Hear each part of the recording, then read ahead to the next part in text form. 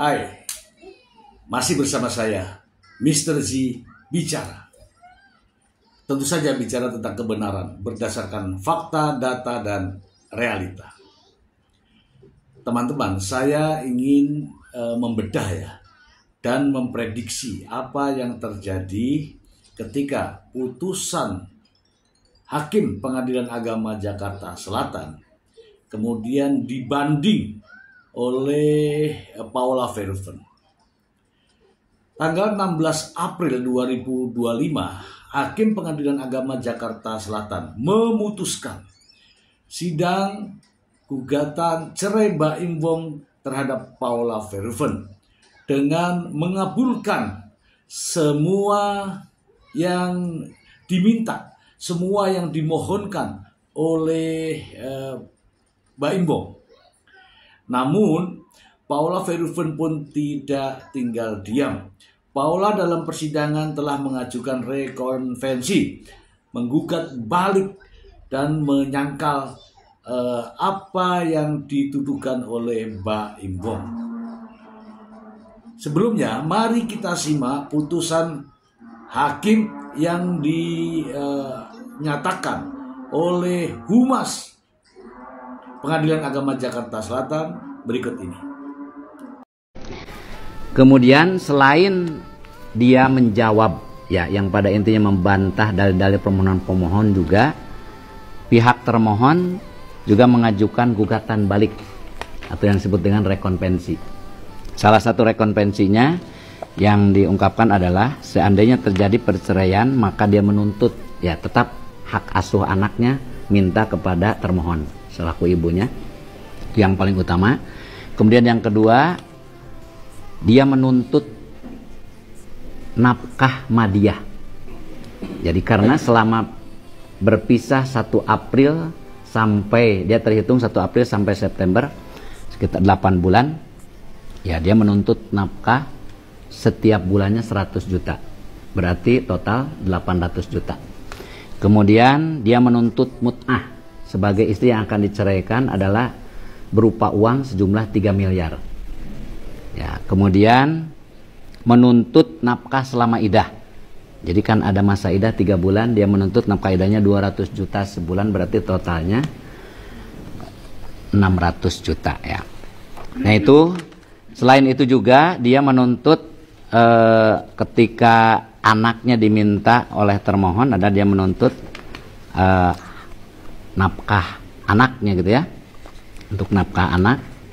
Jadi untuk 2 orang anaknya itu sejumlah 80 juta ya setiap bulannya. Selain itu juga nafkah-nafkah seperti biaya pendidikan, kemudian biaya sehari-hari, bahkan juga dia menuntut kalau contohnya nanti mobil yang dipakai oleh anaknya itu rusak, perbaikan, tapi tidak menentukan berapa jumlahnya, termasuk perbaikan rumah. Nah, jadi selain dia menjawab, juga menuntut, itu salah satu tuntutannya. Kemudian majelis hakim semua telah mempertimbangkan, dan dalam proses persidangan ternyata dalil-dalil yang disampaikan oleh pemohon tentang adanya perselisihan dan pertengkaran dalam rumah tangga pemohon dan termohon itu dinyatakan oleh majelis hakim terbukti. Maka dengan demikian gugatannya atau permohonan pemohon itu dikabulkan. Ya. Berkaitan dengan tentang adanya pihak ketiga. Ya. Juga di dalam persidangan majelis hakim juga menyatakan itu terbukti. Sehingga dengan adanya pihak ketiga yang kita tahu di media, kami tidak bisa menyebutkan nama aslinya karena ini kan perkara belum inkrah ya. Jadi yang inisial NS itu majelis hakim menyatakan itu terbukti, sehingga dengan terbuktinya adanya pihak ketiga dalam rumah tangga pemohon dan termohon, dalam hal ini antara termohon dengan pihak ketiga tersebut, maka pihak termohon dinyatakan sebagai istri yang nusyuz. Istri nusyuz itu artinya istri yang durhaka kepada suami. Ya, yang tadi dalam bahasanya melalaikan kewajiban, kemudian yang akhirnya tidak menjaga kehormatan sebagai istri, bahkan juga kalau bahasa istrinya mengkhianati hubungan suci antara suami istri itu. Nah, itu yang fakta-fakta di persidangan yang terbukti. Oleh karena itu maka dengan dinyatakannya termohon sebagai istri yang nusuz, maka hak-hak sebagai istri yang akan diceraikan dengan tadi untuk mendapatkan nafkah idah, nafkah madiah, nah itu secara otomatis maka dia dinyatakan tidak berhak. Karena dalam ketentuan kompilasi hukum Islam pasal 149 huruf B itu jelas sekali, istri yang diceraikan itu berhak untuk nafkah, baik nafkah madiah atau nafkah idah, itu dengan syarat kalau tidak berlaku nusuz. Jadi ketika dinyatakan terbukti nusuz maka dia tidak punya hak. Tetapi dalam pasal 149 huruf A-nya itu dinyatakan bahwa tetap dia punya hak untuk mendapatkan mut'ah. Oleh karena itu maka pengadilan atau dalam hal ini majelis hakim yang menjangkan hanya mengabulkan tentang mut'ah. Itu gambaran proses persidangan. Oleh karena itu maka putusan majelis hakim pada garis besarnya dengan gambaran seperti itu bisa diungkapkan antara lain mengabulkan permohonan pemohon, kemudian memberi izin kepada pemohon untuk menjatuhkan talak satu roj'i terhadap termohon di depan sidang pengadilan agama Jakarta Selatan ini setelah putusan berkekuatan hukum tetap. Kemudian berkaitan dengan nafkah, berkaitan dengan hak asuh anak, majelis hakim menentukan bahwa karena dalam proses persidangan ini telah diupayakan berkali-kali baik oleh majelis hakim maupun oleh mediator tentang hak asuh anak itu, ternyata ada kecenderungan antara pemohon dengan termohon itu untuk mengasuh anak secara bersama-sama. Teman-teman, jadi gugatan Baim Bong yang diajukan pada tanggal 7 atau tanggal 8 Oktober 2024 telah diputuskan oleh hakim tanggal 16 April 2025. Dan keputusannya, teman-teman sudah mendengar sendiri ya, bagaimana dari pihak pengadilan menyampaikan secara jelas dan gamblang. Namun demikian, dalam proses persidangan juga dijelaskan bahwa Paula Verhoeven menolak dan menggugat balik dalam proses persidangan di Pengadilan Agama Jakarta Selatan, termasuk meminta hak asuh kedua anaknya dan juga meminta nafkah madiah dan nafkah mut'ah serta nafkah idah. Namun dalam putusan tersebut yang dikabulkan hanyalah nafkah mut'ah yang tadinya meminta untuk 3 miliar teman-teman, namun hanya dikabulkan 1 miliar. Kemudian dinyatakan bahwa dalil pemohon terbukti dengan gugatan pemohon ini dikabulkan oleh hakim. Namun yang lebih aneh, hakim juga menyatakan bahwa adanya pihak ketiga terbukti. Nah, inilah yang disangkali atau dibantah oleh Paula Verhoeven, bahwa selama dalam pernikahannya Paula Verhoeven tidak mengenal namanya perselingkuhan. Dan hakim juga menyatakan bahwa NS Niko Surya hanya ada di media, bukan di pembuktian dalam proses persidangan. Tentu saja ini lucu manusia di Indonesia tidak bisa dihadirkan dalam proses persidangan, hanya ada di media yang ramai diperbincangkan, namun dinyatakan sebagai cukup bukti atau terbukti. Dan dari pihak ketiga inilah sehingga Paula dinyatakan sebagai istri yang nusus, istri yang durhaka. Dan Paula tidak tinggal diam. Paula melakukan perlawanan. Karena Paula yakin bahwa perbuatannya tidak membuat dirinya sebagai istri yang nusyus.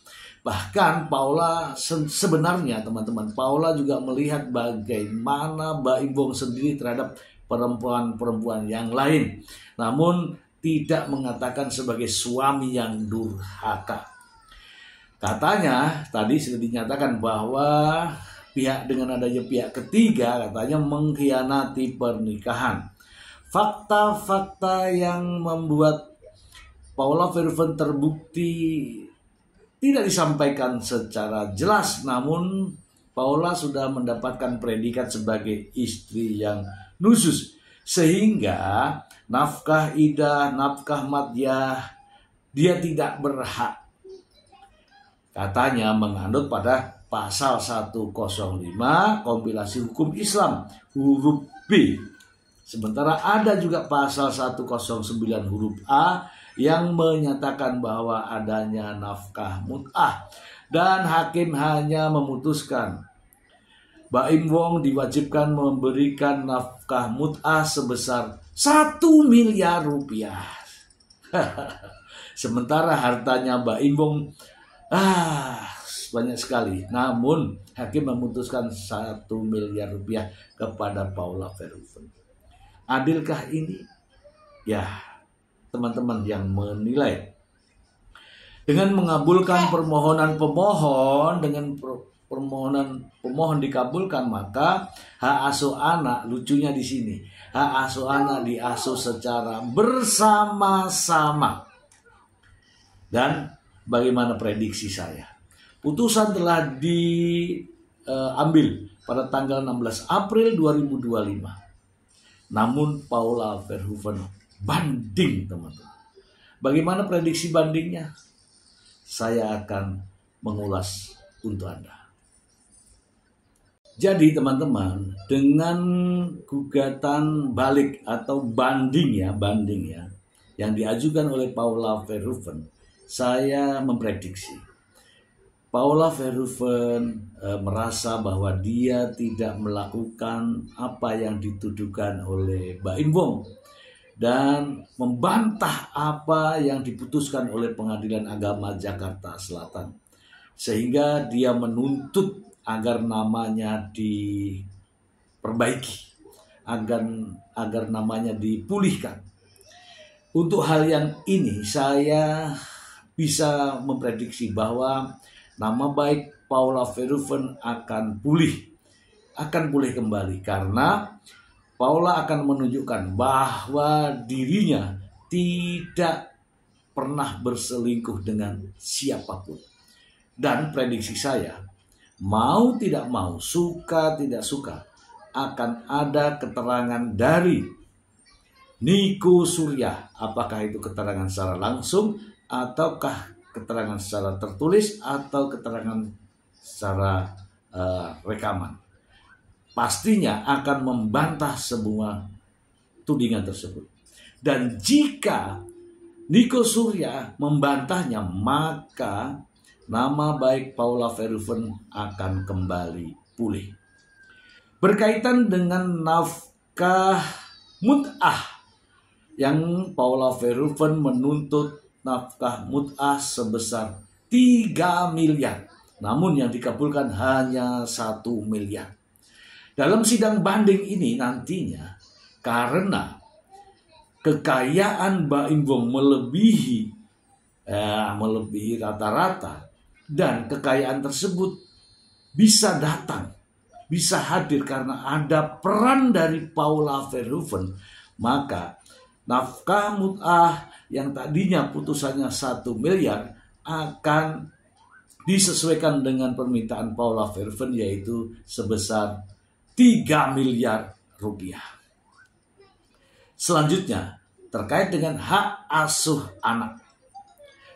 Dari apa yang sudah diputuskan di awal bahwa tidak ada perselingkuhan, maka menurut pasal 105 kompilasi hukum Islam, hak asuh anak akan jatuh kepada Paula Verhoeven sebagai ibunya. Namun demikian, jika ada pertimbangan lain terkait hak asuh anak yang mungkin ingin diasuh secara bersama-sama, ya bisa saja putusannya bisa tetap. Namun demikian, sebagaimana pasal 105 Kompilasi Hukum Islam yang mengatakan bahwa akibat perceraian terhadap anak yang masih usia di bawah 12 tahun diberikan hak asuhnya kepada ibunya. Dan ini masih berlaku di Indonesia. Ini adalah prediksi saya terkait dengan putusan sidang banding dari Paula Verhoeven terhadap putusan Hakim Pengadilan Agama Jakarta Selatan. Dan tentu saja karena doa-doa kita semua dan memberikan dukungan kepada Paula Verhoeven. Semoga bermanfaat. Terima kasih. Bye.